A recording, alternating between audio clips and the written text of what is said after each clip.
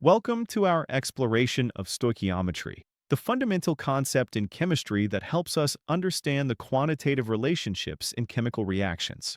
Stoichiometry, pronounced stoichiometry, is the quantitative determination of reactants and products in a chemical reaction, always based on a balanced chemical equation.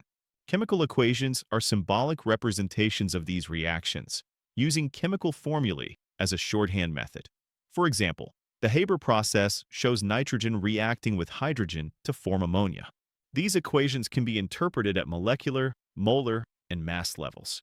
For instance, one molecule of nitrogen reacts with 3 molecules of hydrogen to yield 2 molecules of ammonia. Balancing chemical equations is crucial, ensuring the number of atoms for each element is equal on both sides, adhering to the law of conservation of mass. Two primary methods are used: the inspection method for simpler equations, and the algebraic method for more complex ones. The inspection method involves logically observing and adjusting coefficients. The algebraic method assigns variables to coefficients and solves simultaneous equations. Mastering these techniques is fundamental for quantitative analysis in chemistry.